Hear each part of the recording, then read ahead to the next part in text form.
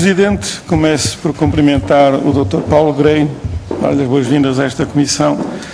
A Storm Arbor foi contratada pelo GCP para assessorar na gestão da carteira de derivados das empresas públicas e a primeira pergunta é: em que data é que começou esse trabalho de assessoria? Podia-nos informar, por favor, que tipo de documentação foi colocada à disposição da Storm Arbor por parte do GCP? Portanto, quando uma empresa pública celebra um contrato de swap com um banco, fica com uma cópia desse contrato e nessa cópia de contrato estão as condições a que esse swap obedece e isso foi o único material que a Storm Arbor utilizou para fazer a análise dos swaps. Foi os contratos, as cópias dos contratos e todas as estruturações. Confirma isto? Disse toda a informação que é relevante, fichas técnicas predominantemente. Além das fichas técnicas, algum tipo de documentação foi necessário para a elaboração do relatório da Storm Arbor? Bem, o que acaba de nos dizer é extremamente relevante, porque a Sra. Ministra das Finanças informou esta Comissão que, após a sua tomada de posse, não dispunha de informação suficiente para analisar a carteira de swaps e que precisou de 1 ano e meio para recolher essa informação. Acaba de nos dizer que o trabalho da Storm Arbor, essencial para toda a análise e negociação da carteira de swaps das empresas públicas, se baseou essencialmente, predominantemente, disse esta palavra várias vezes, nas fichas técnicas, ou seja, nos contratos, que podem ser obtidos de um dia para o outro. O Governo solicita à empresa pública a cópia do contrato, a empresa pública, na volta do correio, envia o contrato, isto faz-se em 15 dias, portanto, a informação que nos deu é muito relevante. Eu perguntava-lhe ainda, para tornar isto ainda mais claro, se durante o processo de análise a Storm Arbor precisou de algum documento adicional por parte das empresas que tenha requerido ao GCP.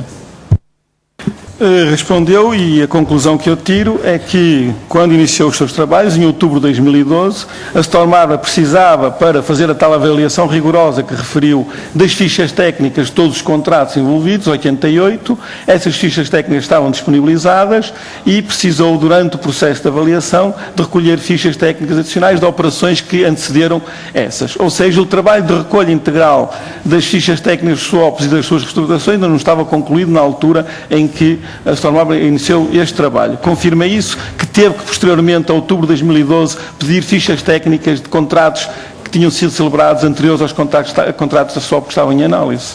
Muito relevante nas suas respostas é que o relatório da Storm Arbor e o trabalho feito se baseava na análise das fichas técnicas e que o Governo, desde a tomada de posse até o início do trabalho da Storm Arbor, mediaram 15 meses, não conseguiu sequer fazer esse simples trabalho de recolha de fichas técnicas e que, posteriormente, em outubro de 2012, a Storm Arbor ainda teve que pedir a recolha de elementos adicionais, fichas técnicas adicionais para fazer o seu trabalho. É uma informação muito relevante, agradeço-lhe. Passemos agora à questão do risco. A Storm Arbor fez uma avaliação dos riscos envolvidos nestas operações e o que lhe pedia é que pudesse identificar os principais riscos presentes nos 88 contratos e suas reestruturações na análise que resulta da análise que a Storm Arbor fez, identificar os principais riscos. Muito obrigado pela sua resposta. Eu pedia-lhe agora, se podia ser mais preciso, indicar se estes riscos que referiu, todos ou em parte, estão presentes, por exemplo, num Steeper Range Accrual. Mas no relatório da Storm Arbor, que analisamos com toda a atenção, swaps deste tipo, Steeper Range Accrual, foram na escala de 1 a 5 que a Storm Arbor criou, classificados com um valor elevado, 3, 4. E a Storm Arbor, inclusive no seu relatório, propõe a eliminação deste tipo de swaps. Presumo que era por os riscos serem demasiado elevados. Confirma isso? Permita-me só corrigir algo que disse. A escala de 1 a 5 não era só de complexidade, era complexidade barra risco. É o que está escrito no relatório da Storm Arbor. Analisaram complexidade e risco. E em função dessa análise resultava uma classificação de 1, pouco complexo ou simples, com pouco risco, 5, muito complexo, com risco elevado. É isso que aparece aqui no relatório da Storm Arbor. E eu pergunto-lhe em particular, um dos swaps analisados, da Refer, um Quantum Range Accrual, recebeu a classificação 4 nessa escala de 1 a 5, de 4, complexidade de risco. E a Storm Arbor propõe a sua eliminação. Porquê? Considerou que este swap era problemático ou era um swap perfeitamente normal, natural, que podia permanecer vivo? Porquê é que propôs a eliminação deste? Era problemático. Dr. Paulo Grey, se eu continuo a falar de complexidade sem referir risco, eu chamo-lhe a atenção para o que está escrito na página 30 do seu relatório, que fala de uma tabela, de uma taxa, uma classificação risco/complexidade. Depois, na página seguinte, duas páginas depois, 32, fala de uma estratégia para reestruturar a carteira. E diz, o título é Riscos a eliminar. Portanto, não estamos só a falar de complexidade, estamos a falar de riscos a eliminar. E exatamente nesta secção dos riscos a eliminar, propõe a eliminação deste Concurrent Accrual da REFER por ter classificação 4. E eu insisto na minha pergunta, proponha a eliminação deste swap quanto range accrual da REFER por ele ser de elevada complexidade e risco, por ser problemático ou não? Dr. Paulo Grey continua a falar de complexidade, recusa-se a admitir que analisou com base de risco. Eu pedia-lhe então que pudesse ler no relatório da Storm Harbor a primeira linha da página 32, que está no capítulo 3, secção A, que diz riscos a eliminar. Começa IGCP should remove. O Sr. Deputado está sugerindo que faça a leitura expressa aqui agora? Não, pedia que fizesse a leitura, porque o seu Dr. Paulo Grey recusa-se a admitir que tivesse feito uma proposta de eliminação de SWAPs com base no risco. Mas o que está escrito aqui é que o IGCP deve remover todos os riscos. E a seguir aparece uma lista de SWAPs a eliminar, e entre esses são aqueles que eu referi. É verdade isto que eu estou a dizer ou estou a ler mal o que está aqui escrito? Sim, é verdade. Vamos explicar a primeira frase deste capítulo que acabei de referir. O Dr. Paulo Grey recusa-se a admitir o óbvio que fizeram uma análise com base na complexidade e risco dos SWAPs, que é o que está dito por todo o lado aqui no relatório que apresentaram. Muito bem, passemos adiante. Como deve saber, terá ouvido, o IGCP, depois da elaboração deste relatório da Storm Harbor, alterou os critérios, ou considerou um conjunto de critérios, 3, para definir o que SWAPs que eram problemáticos e não problemáticos. Em resultado disso, um conjunto de SWAPs que foram considerados pela Storm Harbor de elevada complexidade e riscos e cuja eliminação a Storm Harbor propunha, foram considerados não problemáticos. Tem conhecimento desta alteração dos critérios feita posteriormente pela IGCP?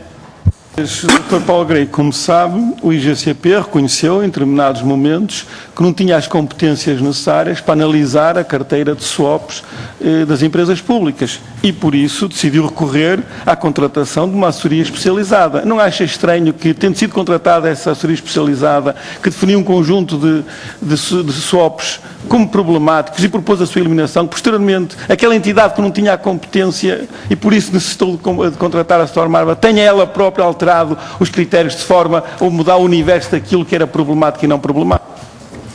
E, de qualquer maneira, tenho que insistir nesta questão, porque é muito relevante, porque disponho aqui diversos documentos, e esta Comissão teve diversos depoimentos, incluindo do Presidente do IGCP, de que o IGCP não dispunha de conhecimentos técnicos, de especialistas suficientemente conhecedores da matéria dos SWAPs, nomeadamente aqueles mais complexos, que lhe permitisse elaborar uma estratégia para a gestão desta carteira. E por isso decidiu contratar a Storm Harbor e até pagando um valor significativo por um serviço especializado de consultadoria. Essa empresa especializada, contratada para o efeito, faz uma avaliação com base no grau de complexidade de risco, que já debatemos aqui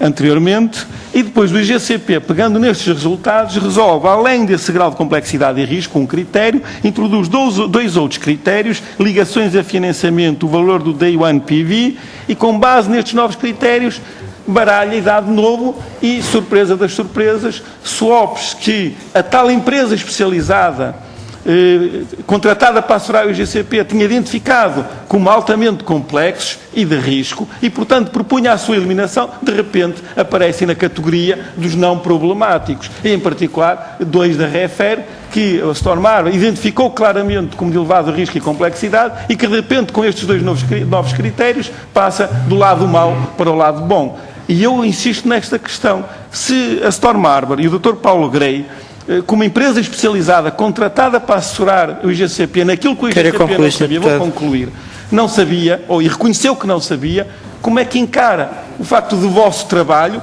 técnico, especializado, com conhecimento dos mercados e dos swaps e com uma análise que disse aqui muito laboriosa, tenha sido posteriormente alterada por quem não conhecia em detalhe essa matéria. Como é que o Astor Marva se sente perante isto? Concluo. Obrigado pela sua tolerância, Presidente. Muito obrigado. Sr. Presidente, Dr. Paulo Grey, o Astor Marva iniciou a sua atividade como consultora do IGCP em outubro de 2012.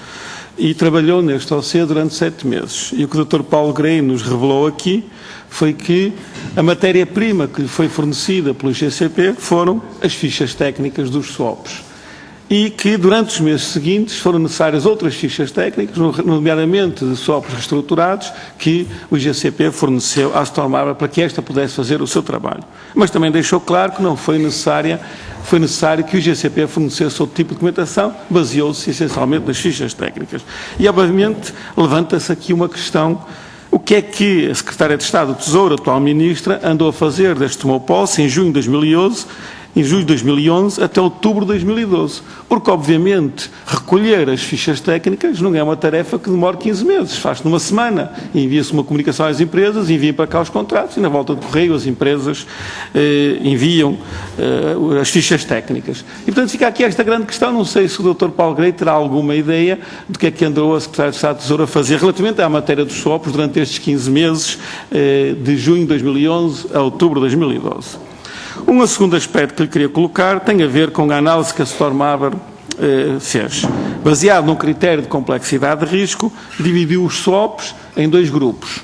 Um primeiro grupo, de swaps simples e com reduzido risco, e que a Astor Marva considerava que podiam ser mantidos, e um segundo grupo de swaps complexos de risco elevado, que a Astor Marva aconselhava, com base no seu conhecimento profundo destas matérias, a eliminação.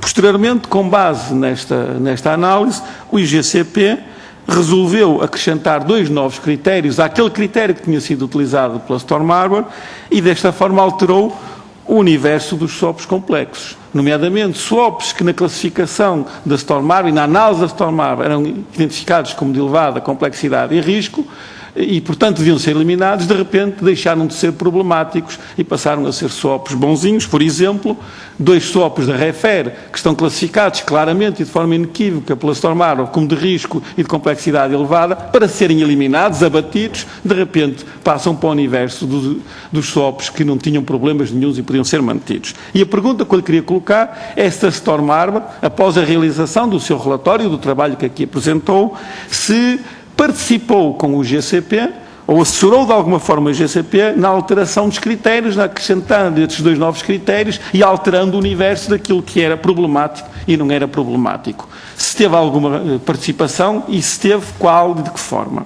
E, por fim, para terminar, nas suas respostas, Dr. Paulo Grey, foi notório o esforço para desligar complexidade de risco. Nomeadamente, quando foi questionado, e por vários deputados, a questão se complexo significava risco, o Sr. Dr. Paulo Grey evitou pronunciar a palavra risco, tentando desligar complexidade de risco. Lá saberá os motivos. Mas isso não é suportado pelo que está no relatório que a Astor Marva apresentou, e eu queria chamar a atenção para a página 7, onde é feita uma ligação clara entre complexidade e risco. Estou a terminar, Sr. Presidente. E na página 7, onde se define a estratégia e os objetivos a seguir no âmbito dessa estratégia, diz-se, como primeiro objetivo, eliminação do risco das transações. E logo a seguir, isto é alcançado através da simplificação das transações. Há aqui claramente uma ligação entre complexidade e risco. Risco elevado elimina-se como reduzindo a complexidade. E, portanto, o que a Astor Marva fez foi uma análise baseada em complexidade barra risco. E ao diminuir a complexidade, estava a diminuir o risco, e eu pedia que confirmasse esta conclusão, que eu retiro da leitura do relatório que a Astor Marva apresentou. Muito obrigado.